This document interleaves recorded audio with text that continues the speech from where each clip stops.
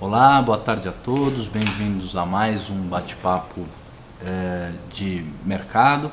Hoje é quarta-feira, dia 15/8, quem está falando aqui é o Luiz Fernando Roxo e hoje eu estou substituindo o TG. O TG tem um programa todas as quartas-feiras às 5h20, onde ele fala de finanças quantitativas. Eu pensei bastante o que eu ia passar para vocês hoje, porque eu não sou especialista em análise técnica, então não posso fazer uma análise para vocês olhando o mercado e dando conselhos, esse tipo de coisa, mas conheço alguma coisa de finanças quantitativas, então preparei um curso de finanças para vocês, que tem um aspecto de finanças pessoais, mas também um aspecto bem significativo de investimento.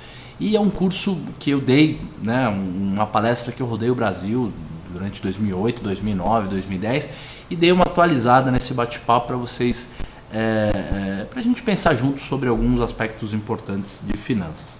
Então, eu vou começar o nosso bate-papo, vou colocar um slide aqui para vocês verem. E se alguém tiver alguma dúvida, surgir alguma dúvida ou não entender alguma coisa, pede para eu parar, a gente explica de novo, não se preocupe, tá bom? Dessa vez eu deixei o slide neutro, porque não deu tempo de eu mudar para o slide do Banif, mas no final das contas é o mesmo tipo de slide. Muito bem. Estamos olhando aqui o slide. Acho que eu vou fazer de uma outra maneira, gente. Espera aí que eu não sei como é que eu vou fazer.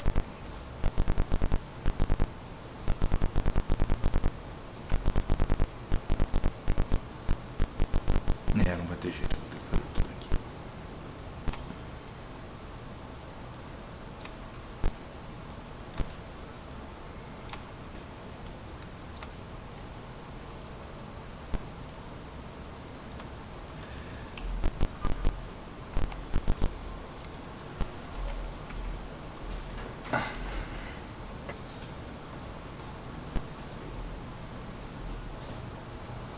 Então, gente, vamos lá.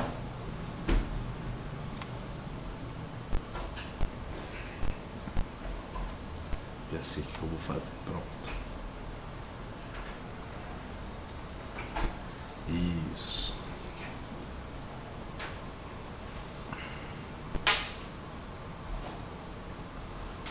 Muito bem.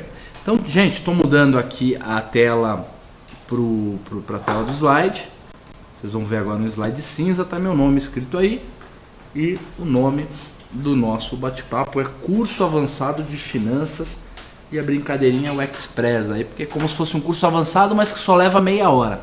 Mas acho bem importante prestar atenção nas coisas que a gente vai falar, porque tem bastante conhecimento e bastante coisa que a gente pode aprender aqui.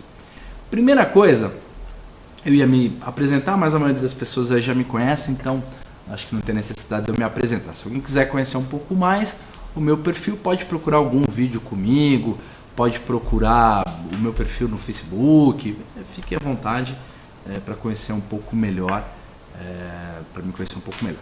Muito bem, eu começo com essa afirmação então. Para ficar rico, mais importante ou tão importante quanto a taxa de retorno, gente, é conseguir poupar. Não adianta o cara ganhar 30 mil reais por mês e gastar 33, porque ele vai ganhar muita grana, só que ele não vai conseguir poupar e aí ele não tem dinheiro para investir. Então, além da renda líquida alta, o sujeito precisa ter patrimônio para investir. Então essa é a primeira dica. Vamos continuar aqui. O Márcio estava testando aqui, ver se o som estava ok. Pelo jeito tá. Então, vamos fazer alguns exemplos de poupança, tudo bastante rápido, porque a parte que mais importa da nossa palestra é a parte final. Mas vamos imaginar se você conseguisse, fosse capaz de juntar R$17 por dia durante 30 anos a uma taxa de 0,83% ao mês. Se você conseguir guardar R$17 por dia, que é um pouco mais que um ticket, né, de almoço, quer dizer, se você trouxer o almoço de casa, economizar o almoço, por exemplo, ou alguma coisa a mais por dia, durante 30 anos, e colocar na poupança, quer dizer, colocar com uma taxa de retorno de 9% ao ano, 8,5%, algo que você até 6 meses atrás conseguiria, você em 30 anos teria R$1 milhão.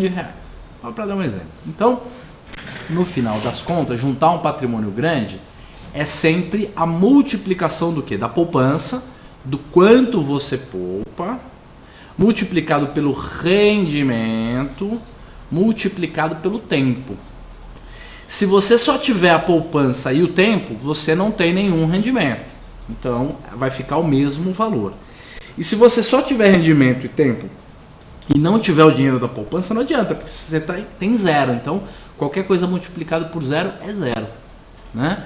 E se você tiver bastante poupança, uma taxa de rendimento boa, mas não tiver tempo suficiente para esse rendimento fazer efeito sobre o seu patrimônio, também você não tem nenhum rendimento. Então é por isso que as coisas todas se equivalem, todas elas são extremamente importantes. Vamos continuar. Mais exemplos aí.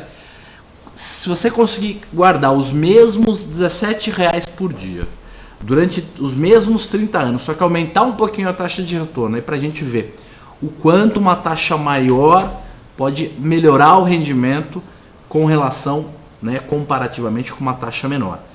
Se aumentar um pouquinho a taxa de retorno de 0,83 para 1% ao mês, já seria R$1,5 milhão de reais. Então percebam que a taxa ela é importante, mas ela não é a única, né? O único quesito, o único variável que a gente deve levar em consideração. Depois, se a gente conseguir, está sendo gravado sim. O Cavoca está perguntando se está sendo gravado. Está sendo sim. O curso, se você conseguir guardar um pouco mais, conseguir guardar o dobro dos R$17, conseguir guardar R$36 por dia durante 80 anos, só para dar um exemplo maluco aí, é uma taxa de retorno de 1% ao mês, aí você já teria um número aí, ó, R$1 bilhão é o que você conseguiria se você juntar R$36 por dia e juntar durante 80 anos. Uma hora dessa, alguém pode dizer assim, o Roxo é maluco, porque está falando para eu guardar dinheiro durante 80 anos, e eu nem tenho 80 anos de vida, e provavelmente não terei, ou se terei, quando eu chegar nos 80, o dinheiro vai ser a última preocupação para mim. O fato é que você não precisa ser o primeiro a começar a guardar, né? Se o teu pai ou teu avô tivesse pensado nisso, por exemplo, hoje você já estaria num nível de poupança muito diferente, né? Muito superior. Então, último exemplo bem exagerado. Se você fosse capaz de guardar R$150 por mês, dá R$5 por dia, durante 150 anos, você, com uma taxa de juros de 1% ao mês, aí você teria um número assim que não dá nem para contar, acho que é 11 trilhões, uma coisa assim, só para a gente ir tendo uma ideia do que o dinheiro é capaz de fazer. Olha lá. Tem um ditado grego, gente, que diz o seguinte: o começo é a metade do caminho. Então o ditado grego diz que o começo é a metade do caminho. Mas não faz nenhum sentido, porque metade matematicamente é metade, né? Metade é sempre metade. Mas dá uma olhadinha aqui, ó, como entre os R$0 ou quase nada. Travou? Não tá aparecendo a parte de baixo, né? Gente, vocês não estão vendo o slide todo? Eu vou ver o que eu faço aqui. Já sei.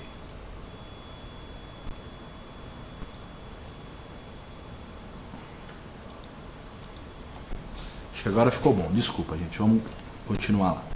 Então perceba uma coisa. Olha aqui. Do 0 até os 2 trilhões levou 90% do tempo. E dos 2 trilhões para 12 trilhões levou 10% do tempo. Então é por isso que, se a matemática é exponencial e se os valores são valores que se acumulam, se você tem essas curvas assim e não tem um processo linear, é verdade. A metade, que é isso aqui, ó, a metade dos 12 bi está aqui, ó, 5, né? Metade dos 10 aqui, dos 11 são 5,5, está aqui. Olha como levou 95% do tempo para você chegar na metade. Então, nesse caso, o começo é 90% do caminho, o resto fica fácil, né? Então, esse tipo de regra funciona para muita coisa, né? Acumulações, coisas que se juntam, né? Gente, vocês têm ideia, só para exemplificar, qual foi o maior negócio feito até hoje?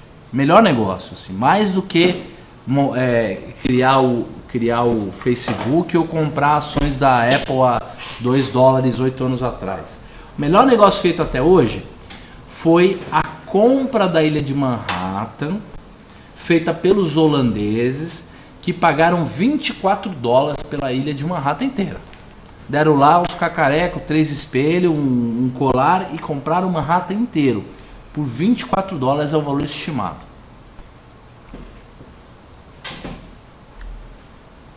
Ao final de 2008, eu tenho que atualizar essa conta depois, mas ao final de 2008, a média do metro quadrado na ilha de Manhattan era $15 mil, de 1 metro quadrado. Como a ilha tem 34 km de extensão por 5 de largura, ela tem 170 milhões de metros quadrados. 170 milhões de metros quadrados vezes $15 mil, a ilha de Manhattan vale 2 trilhões e 550 bilhões de dólares. Então, os holandeses pagaram $24 e hoje ela vale 2 trilhões e 550 bilhões de dólares. Poxa, ninguém é capaz de ter um rendimento desse. Rendimento é um rendimento espetacular, fantástico, que não existe mais, né? Eu ouço muita gente falando isso. Ah, o passado era bom que tinha muita oportunidade, hoje não tem mais. Tem oportunidade, dá uma olhadinha. $24, os mesmos $24. Se ao invés de você comprar a ilha de Manhattan, você tivesse investido durante os 383 anos, que foi de quando foi feita a compra até hoje, tivesse investido a uma taxa de juros real de apenas 7% ao ano, um retorno de 7% ao ano, você teria 4 trilhões e 300 bilhões de dólares. Significa que você teria quase o dobro do valor da ilha de Manhattan se você tivesse investido o mesmo capital a uma taxa de 7% ao ano durante o mesmo período. O que a gente pode concluir com esse tipo de observação? A gente pode concluir que a taxa não é tão importante quanto o tempo. Aliás, a composição da taxa com o tempo e com a direção é que fazem o volume financeiro, né? Então tudo tem que começar com dinheiro sobrando, uma boa poupança, depois um bom rendimento, e é aí que a gente entra, é aí que o trader tenta melhorar o rendimento. E o terceiro, esse método, esse sistema tem que levar tempo, tem que se perpetuar. Então você não tem que fazer ou desenvolver uma técnica, ou um setup, ou uma estratégia para ganhar.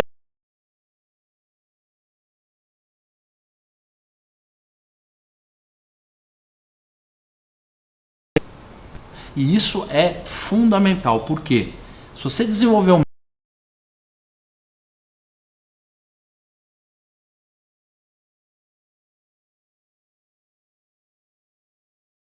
que nem a gente faz aqui, mas depois que o método estiver pronto, é só e apenas colocá-lo em execução e, né, deixar a perpetuidade fazer o seu trabalho. Vamos continuar, gente. Então, curso avançado de finanças, lição 1. Montar um patrimônio não é uma corrida de 100 metros. Não adianta querer abrir o gráfico e ficar buscando, hoje é triângulo, amanhã é ombro, cabeça, ombro, depois é rompimento. Não.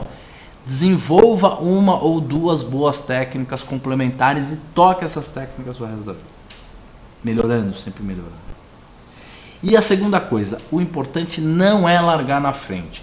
O largar na frente é muito importante em termos matemáticos, tá? Eu já fiz uma palestra para vocês sobre fractais, teoria do caos e tudo isso. E principalmente finanças é extremamente dependente da situação inicial.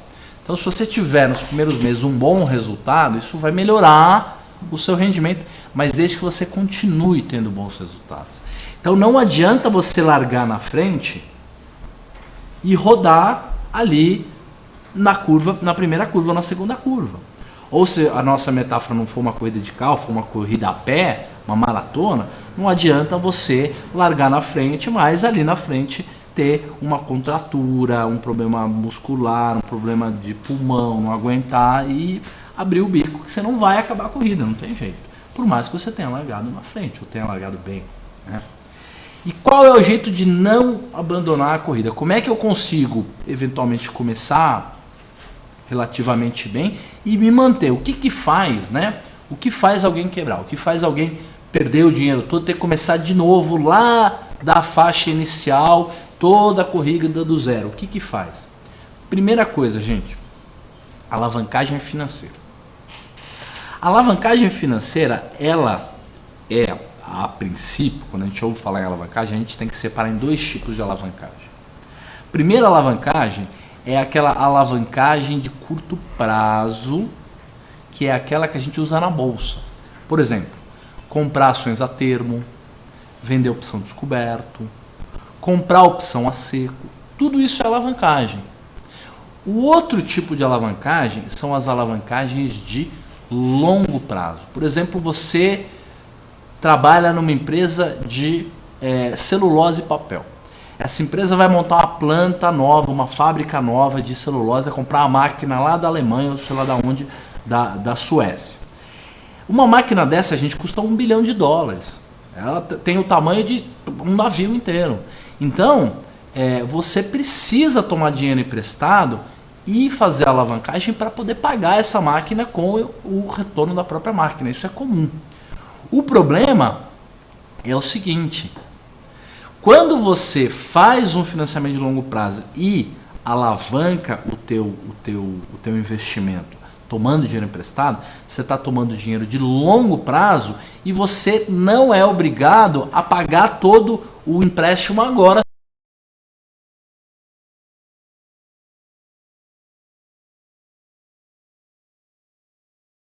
Para um empréstimo ou para uma operação alavancada com opções é o seu patrimônio. E o seu patrimônio está sujeito a variações, porque ele está na bolsa. Investimentos de curto prazo usando alavancagem são extremamente perigosos. Então, só para vocês terem uma ideia, vamos imaginar que você tenha R$1 e você quer fazer uma compra a termo, por exemplo. Então, você só tem R$1 e você quer comprar R$4 em Banco do Brasil, porque você acredita que o Banco do Brasil vai subir muito, é a empresa da vez. O que você tem que fazer? Pega esse seu R$1, deposita num CDB ou numa LTN, ou deposita o próprio dinheiro direto na corretora, manda colocar o dinheiro na carteira 21, faz um termo para 3 vezes ou 4 vezes o patrimônio, e aí para cada R$1 que você tem depositado como garantia, você tem R$4 em Banco do Brasil. O problema é o seguinte: como a tua base financeira, que agora estou comprado em R$4 de Banco do Brasil, só tendo R$1 próprio, essa é a tua base, e a tua base de comparação de garantia é o teu R$1 próprio, e o teu R$1 próprio vai cair, vai diminuir se houver uma queda no preço do papel, pensa o que aconteceria, por exemplo, se o mercado subisse 20%. Se o mercado subisse 20%, os R$4 que você tinha comprado em Banco do Brasil vão para R$4,80. Dos R$4,80, só tem R$1 que é teu próprio. Tá certo? Você vende todo R$4,80, devolve os R$3 que você pegou emprestado de termo, sobra o que para você? R$4,80 menos R$3 sobra R$1,80. Você tem 80% de lucro. Nesse ano ou nessa estratégia, você vai levar tapinha nas costas, vai receber parabéns do corretor, a sua esposa vai ficar feliz, seu marido vai ganhar presente, tudo isso vai ser uma coisa fantástica, você vai se achar um sujeito especial, fora da média, porque enquanto o mercado subiu 20%, você ganhou 80%. Agora imagina o mesmo efeito, só que ao contrário. Imagina que você tem R$4 em Banco do Brasil e o Banco do Brasil caiu 20%. Pode ser que na quinzena seguinte ele suba 30%, depois 50%, depois 100%. Só que primeiro ele caiu 20%. O que acontece? Acontece que dos R$4 que você está comprado em Banco do Brasil em T0, depois da queda de 20%, vai virar R$3,20, porque você vai perder 80 centavos.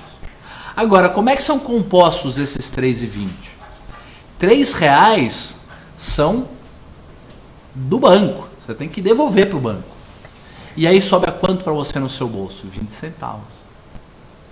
Significa que uma alavancagem de 300%, que é 1 para 4, vira uma alavancagem de 1.500%. Por quê? Porque é 3 sobre 20, 0,20, que é o que eu tenho. Dá 1.500%. Depois que isso acontece, a bolsa chama a margem da corretora, a corretora chama a margem de você, chama 40, 60 centavos de margem. Você não tem essa grana e fala, não tenho. O que a corretora faz? Ela liquida a operação a mercado. Liquida, zera, porque você não tem garantia para depositar. Quanto é que sobrou para você? 20 centavos. Na verdade, teria sobrado 20 centavos para você se o banco fosse uma instituição de caridade, mas ele tem que cobrar a multa, tem que cobrar a mora, tem que cobrar os juros. No final, você quebrou. Então, é isso que acontece quando você faz uma alavancagem do tipo 2, por exemplo, que é tomar dinheiro emprestado para comprar ações. Enquanto, na hora que você tomou R$1 bilhão emprestado para comprar a sua máquina de celulose, né, a sua fábrica de celulose, você vai pagar com o seu fluxo de caixa nos próximos 10, 20, 30 anos a TJLP, mais alguma coisa bem baixinha, uma taxa extremamente baixa. Então é outro tipo de alavancagem, são situações muito diferentes. Então, qual é o pior perigo em mercado financeiro, a coisa que mais quebra as pessoas? A alavancagem. A segunda também é alavancagem, a terceira também é alavancagem. A quarta coisa perigosa, que tinha um exemplo da alavancagem, mas não precisa, porque nós já fizemos. A quarta é a concentração. Você concentrar todos os seus recursos numa coisa só. Por exemplo, a OGX a 16, 17 reais parecia um grande investimento. Ela está a 5,50, 5,60. A Petro a 50 e tantos reais em 2008 parecia um grande investimento. Ela está custando 21 agora, chegou a 16. Então, se você não diversifica em várias empresas, não tem jeito. E não adianta querer diversificar em OGX, Petro e Vale. Porque são 3 empresas iguais, as 3 são empresas de commodities, as 3 são empresas cíclicas.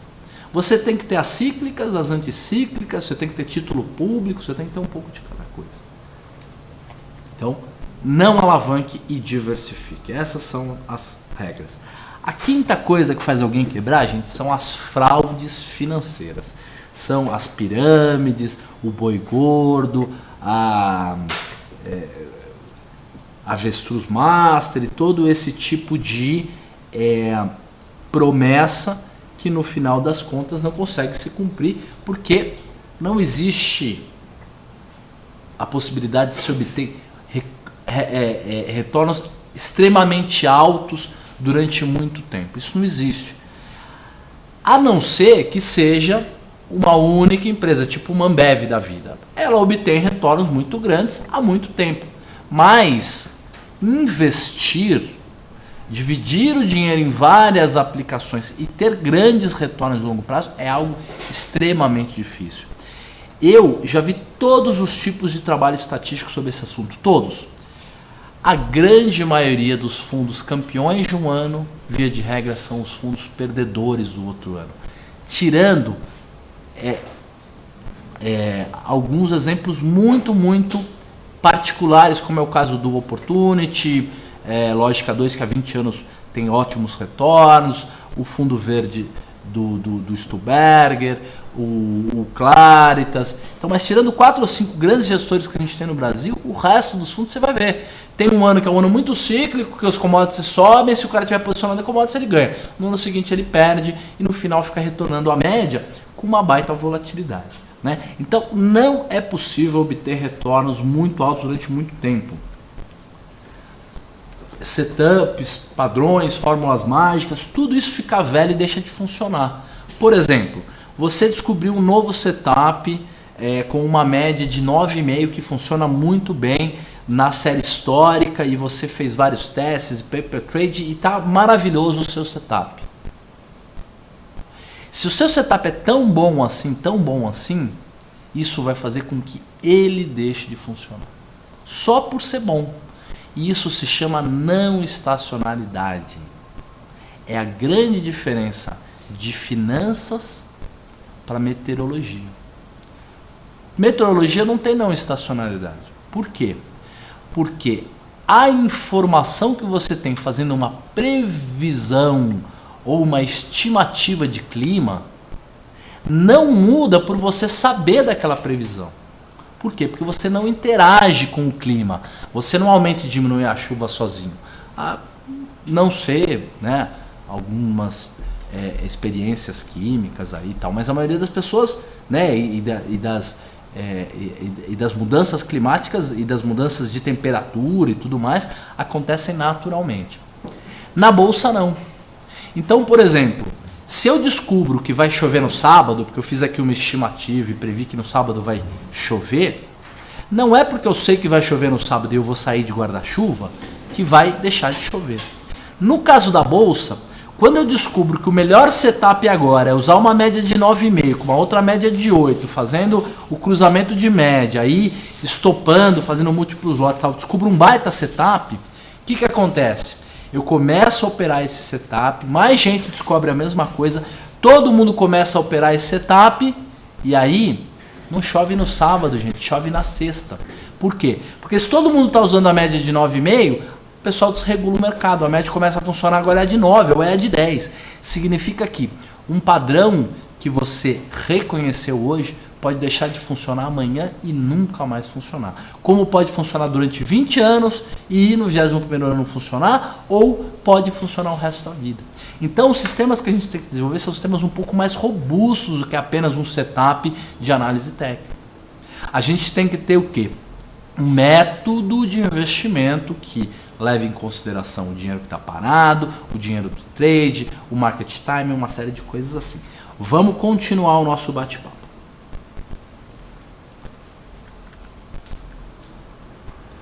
Gente, é isso que eu estava falando. Pior do que um modelo, um setup ficar velho, é que o próprio mercado vai distorcer ao reconhecer o padrão. E isso é o discurso e a base de investimento do George Soros. Ele tem um conceito lá de reflexibilidade, que é isso. O mercado mudando o fundamento, que muda o mercado, que chega no ápice, que retorna. Vale a pena ler os livros do George Soros. Ele tem bons livros. Os primeiros da década de 80, eles entendiam do que ele estava falando, mas não conseguiam explicar. Então é muito difícil de entender. Mas os últimos aí, de 2009, 2010, são muito bons. Então essa é a diferença entre a meteorologia e as finanças. Não podemos acreditar em promessas de grandes retornos, né? Significativos rendimentos passados não são garantia de retorno futuro. Pior do que isso, podem indicar um grande problema. Por exemplo, uma empresa ou um setor que está na moda, que ganha dinheiro durante 3, 4 anos, em algum momento vai deixar de estar na moda. Por quê? Vamos dar o exemplo claro da siderurgia. Durante quantos anos a siderurgia CSN, Usiminas, a siderúrgica bem administrada e a mal administrada subiram?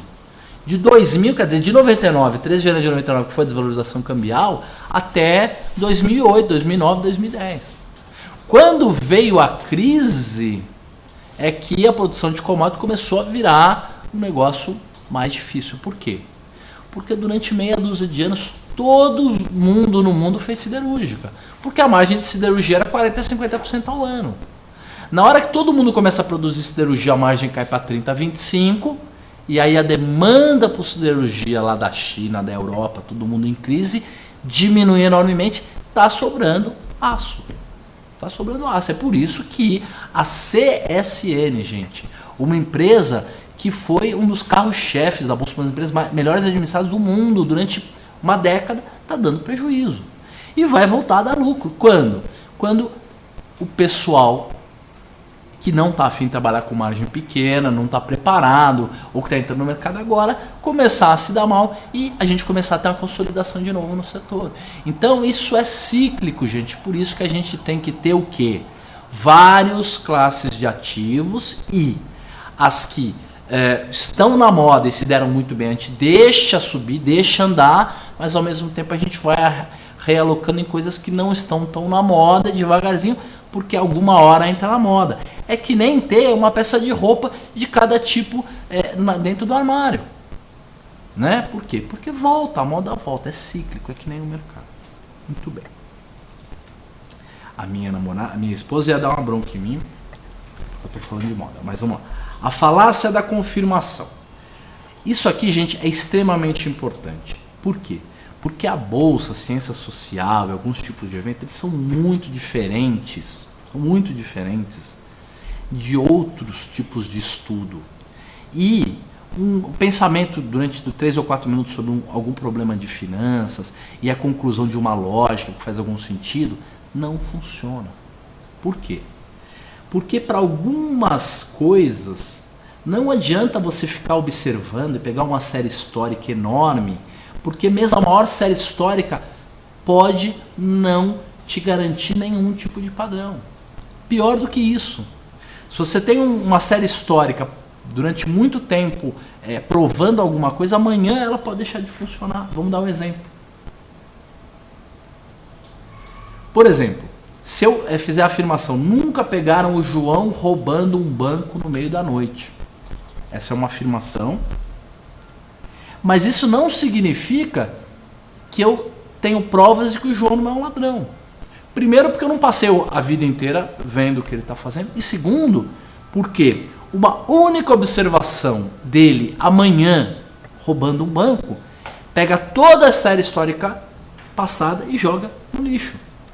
Então, por exemplo, para algumas observações, uma única ocorrência te dá certeza de alguma coisa. Por exemplo, pegaram o João roubando um banco. Pronto, ele é ladrão. Isso é garantia. Uma única observação está garantido. Isso você pode provar e comprovar se ele é ladrão. Agora, se ele não é ladrão, você jamais vai conseguir provar. Isso é muito interessante. Além disso, a observação seguida de algo pode nos dar falsas certezas. O melhor exemplo que a gente tem é esse gráfico. Olha que gráfico incrível. Esse gráfico é um dos gráficos mais legais que eu conheço. Sabe o que é isso aqui, gente? Isso aqui, ó, é o crescimento em peso de um peru. É a vida do peru. Ó, aqui é o Natal, aqui é o tempo, são os dias. E aqui, ó, é a vida dele. Olha como ele é feliz. Ele nasceu aqui. Aí o dono dele foi lá, deu comida, tirou ele da chuva, colocou ele na lâmpada, ele foi comendo, crescendo, ele cresceu um pouco mais. Aqui ele pegou uma gripe, mas deram um remédio para ele. Olha como ele é feliz. O dono dele ama, dá remédio, cuida dele e tudo mais. No dia 23 de dezembro aqui, ó, é o dia mais feliz da vida dele, porque o dono dá pinga para ele, dá bebida para ele tomar no dia 23, ele fica muito feliz, olha. E aí no dia 24, gente, no ápice da vida dele, ele morre, arrancam a cabeça dele. Isso é a falácia da confirmação. Significa que durante a vida inteira ele foi enganado, ele teve cada vez mais certeza de que a vida dele seria maravilhosa e de uma hora para outra ele morre. Se vocês quiserem ver um pouco mais sobre esse tipo de argumentação, horas, centenas de horas sobre esse tipo de argumentação, comprem o livro A Lógica do Cisne Negro, é disso que ela fala. Muito bem. Dá uma olhada nesses 3 caras aqui. Ó. Esse cara da esquerda se chama John Meriwether. Ele foi vice-presidente do Solomon, um dos maiores bancos de investimento entre a década de 50 e a década de 90 nos Estados Unidos. Esse cara, ele trouxe as finanças quantitativas para o mercado. Ele que trouxe o pessoal da física para dentro de banco. Foi um dos precursores aí das finanças quantitativas computacionais e de trazer matemáticos e PhDs e tal. Ele tinha um grupo de PhDs no Solomon enorme. Esse cara é muito legal. E esse cara aqui do meio, sabe quem que é? Esse cara aqui se chama Meadow-Scholes. Aquela planilha de opção que eu passo para vocês, a tal da planilha Black-Scholes, esse cara em 1969 que desenvolveu toda aquela modelagem. Tá certo que ele partiu de uma linha que já existia, mas olha, ele ganhou o prêmio Nobel, gente. E esse cara aqui, ó, esse aqui é o Robert Merton. A matemática atual toda do modelo Black-Scholes é feita por ele. Tem até uma passagem elegantérrima lá que é um teorema de Ito que ele desenvolveu. É fantástico. Esses caras sabem muito. Eles montaram um fundo em 1994 chamado Long L Term T Capital C Management M, LTCM. Durante 4 anos foi um fundo mais incrível que já existiu. Tinha 14 PhDs e 2 prêmios Nobel na área técnica. Foi o maior laboratório de finanças, o mais bem montado que já se fez até hoje. E aí, Leiam um livro sobre isso chamado When the Genius Fail. Quando os gênios falham. É do Lowenstein. Lowenstein é um escritor e biógrafo incrível de finanças. Escreveu várias biografias, ele é muito bom. E ele explica como foi a história desse fundo. O fundo começou em 94 e de 94 até agosto de 98 ele deu 400% de retorno. É um retorno fora da curva, maravilhoso. Inclusive o John Meriwether era amigo do Buffett e tentou levar o Buffett para investir lá e o Buffett não queria e tal. Vale a pena ler o livro. Olha lá, esse é o gráfico da cota do LTCM. Nossa, eu já vi um gráfico parecido com esse, olha lá. Subiu, subiu. Não parece a vida do Peru, ó? Durante 4 anos os caras deram 4, ó, a cota foi de 1 para 4. Estão vendo aqui, ó? 400% de ganho. Em um único mês, em outubro de 2008, os caras mais inteligentes de finanças do mundo quebraram em um único mês. E aí, o que a gente pode aprender com isso? A gente pode aprender com isso o seguinte. Vou falar uma frase aqui. Você pode juntar 14 PhDs, 2 prêmios Nobel, mais de 200 anos de experiência em mercado juntos, toda a informação possível, relacionamento com os maiores bancos do mundo e um caminhão de alavancagem. Qualquer coisa multiplicado por um caminhão de alavancagem dá 0. Essa frase não é minha, essa frase é do Warren Buffett. E precisaram chamar ele para ajudar a desmontar o fundo e quase que o mundo quebra em 98. Quase que o mundo quebra. Esses caras estavam alavancados em 1 para 100. Em 1 para 100. Certo? O que mais? GWI, nós vimos o caso do GWI aqui no Brasil mesmo. Banco Marca. Fonte Sindan. Banco Fonte Sindan. Vocês sabem a história do Banco Marca, gente? Não sei se é o Marco ou Fonte Sindan. O que era do Catiola lá. O Catiola tinha o melhor fundo de câmbio do Brasil. Melhor. Ele vendia call de dólar todo mês. Todo mês ele vendia call de dólar, a call virava pó, porque o dólar tinha aquela banda diagonal, lá tinha aquele negócio de ficar entre 1,18 e 1,20. E ele vendeu. E a cota dele quase não variava, porque ele vendia uma opção, ela virava pó. Você não tinha volatilidade na cota. O Sharpe, do índice de Sharpe, ganhou o prêmio Nobel também, veio para o Brasil, entregou um prêmio na mão dele. 1 ano antes da desvalorização cambial, o melhor fundo do Brasil. 1 ano depois, o dólar explodiu, ele tinha um caminhão de alavancagem e quebrou. E até hoje dá trabalho pra gente. Depois o Madoff também, né? Um outro exemplo que a gente não pode confiar. Então, segunda lição, né? A primeira era aquela lá. Diversifique e tudo mais. A segunda, não tente fazer previsões. Então, vamos falar sobre as previsões. Como saber quanto vai estar custando uma ação no final do ano? Pode ser uma coisa simples, né? O que você faz? Quais são as variáveis envolvidas para determinar o preço de uma ação? Um monte de gente faz valuation, esse tipo de coisa, que é determinar o preço justo de um papel. Como é que a gente faria para prever o preço de um papel daqui a um ano? Não estou falando do mercado todo, nem do índice, só um único papel. O que você tem que fazer? Algumas variáveis envolvidas. Por exemplo, economia interna, mudança na tributação da empresa. É algo que interfere no preço do papel, porque uma mudança favorável faria o papel subir, uma mudança ruim faria o papel cair. Economia externa, por exemplo. Se a inflação americana começar a aumentar a partir do ano que vem, isso pode ser um problema para algumas empresas, pode ser bom para outras e tudo mais. Uma epidemia de gripe suína, algo imprevisível, pode mexer com o balanço das empresas. Uma empresa de laboratório pode se dar bem, já uma empresa de hotéis ou uma empresa de aviação certamente se daria mal, né? Política internacional, o cara da China, da Coreia do Norte resolve mandar um míssil, sei lá, para a China, para o Japão, alguma coisa assim. Isso interferia no mercado todo, inclusive nessa empresa. Se fosse uma empresa de armamentos, uma empresa de defesa, alguma coisa assim, ganharia muito dinheiro. Se fosse uma empresa de seguro, alguma coisa assim, poderia perder muito dinheiro. Eventos setoriais, por exemplo, mudança no preço do petróleo para uma empresa de petróleo.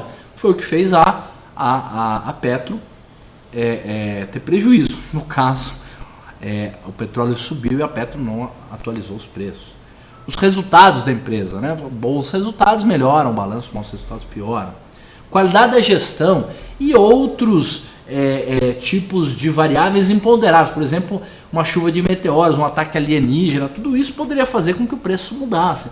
Como é que a gente prevê qual vai ser a mudança na tributação tributária, na inflação americana, se vai ter gripe suína ou não, se o maluco vai resolver fazer alguma coisa, se o petróleo vai oscilar? A gente é capaz de prever cada uma dessas coisas? Não.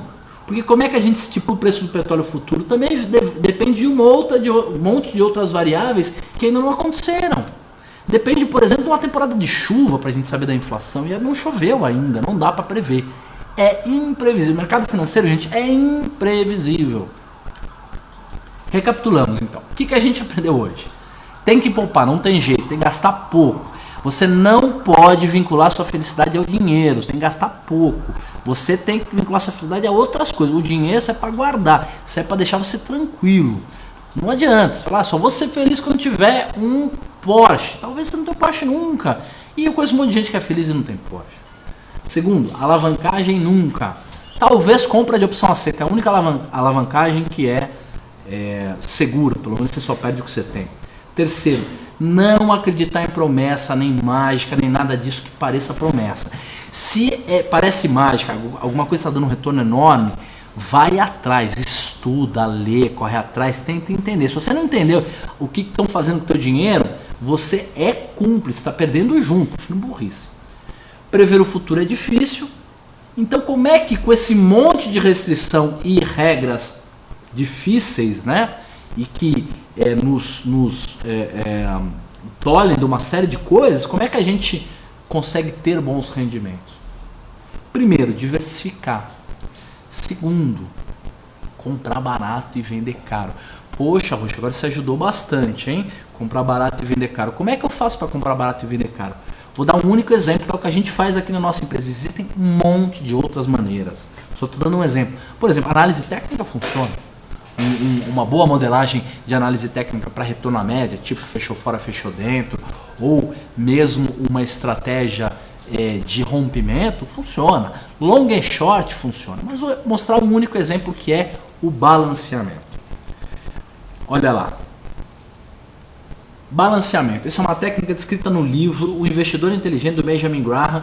O livro não é de 36, é de 49. Vou mudar aqui o slide porque eu já... É de 49. 36 é o Security Analysis, é outro livro. Então, técnica descrita no livro O Investidor Inteligente do Benjamin Graham. 25% em bolsa, o resto em renda fixa. Muito bem. Fez a alocação, deixa essa alocação assim e acabou. Daqui um ano, o Benjamin Graham manda você olhar de novo e ver como é que estão as participações relativas. Vamos imaginar que a bolsa subiu e que a participação relativa da bolsa, que era 25%, naturalmente subiu também e foi para 35%, uma bela alta da bolsa. Consequentemente, a renda fixa diminuiu a sua participação em comparação ao todo, aos 100%. Então agora nós temos 35% em bolsa e 65% em renda fixa por conta da alta do mercado. Então venderemos 10% do total e aplicaremos em renda fixa, voltando a ficar com a proporção inicial de quê? De 25,75. Voltou para 25,75, vendeu bolsa porque ela subiu. No ano seguinte, vamos imaginar que o ano seguinte a bolsa caiu e voltou para o nível de preço que estava. O que você vai fazer? Você está com 25% de bolsa, 75% em renda fixa, a bolsa caiu, a participação vai para 20%, 18% em bolsa, você compra a bolsa de novo no segundo ano. Então, dessa forma que a gente fez, a gente vendeu a bolsa na alta e comprou a bolsa na baixa. Se você dividir isso em múltiplos lotes, por exemplo, funciona muito bem. A gente faz isso há anos, funciona. Então, você pode fazer proporções diferentes. Se você for um cara muito conservador, pode ser só 10% em bolsa e 90% em renda fixa. Funciona. Se for um cara moderado, você pode fazer 70-30. E um cara mais agressivo pode até fazer 50-50. Dá para melhorar? Lógico que dá. Sempre dá para melhorar. Como? Estudando, melhorando o setup, fazendo ajustes. Então, se você tiver tempo e volume, você pode rebalancear a cada 6 meses. Hoje a gente faz o tal do rebalanceamento de maneira dinâmica, todo dia. Subiu muito, a gente vende, caiu muito, a gente compra, mesmo de modo intradiário. Então é muito interessante esse tipo de técnica e muitas outras técnicas. Por exemplo, no lugar de comprar o índice, você pode escolher empresas que você escolha de modo qualitativo, olhando os fundamentos da empresa. Você pode escolher de maneira o fundamento das empresas. Você pode desenvolver técnicas de trade também, claro. O problema de desenvolver técnicas de trade a gente vai ver daqui a pouquinho. Uma pergunta, posso ficar mais agressivo de uma hora para outra? Pode, só que você só vai ficar mais agressivo na baixa. Não vá ser enganado pelo mercado. Lembrem do livro Rápido e Devagar, que eu já indiquei várias vezes para vocês.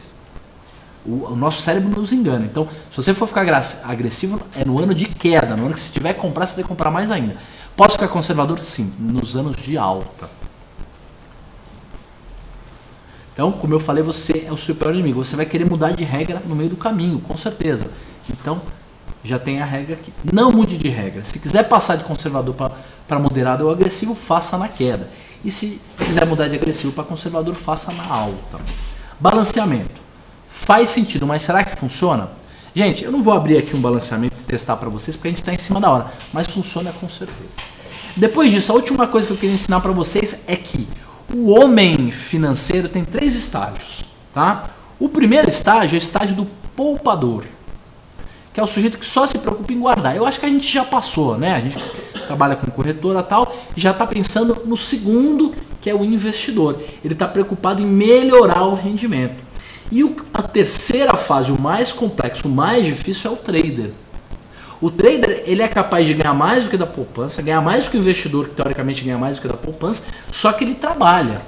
Então, se você se acha capaz de ativamente ganhar no mercado e viver de operar na bolsa, vale a pena. Só que você precisa se dedicar, tá certo? E esse nosso bate-papo, esse nosso curso de análises técnicas, de análise quantitativa, serve para isso. Você vai ler um livro, você vai melhorar a sua técnica de análise técnica, você vai investir também ao invés de só fazer trade, você vai fazer long and short, você vai usar opções. Então, gente, foi um bate-papo sobre alguns aspectos importantes do mercado. Coisas simples como não preveja, diversifique, não faça alavancagem. E tudo isso é extremamente importante.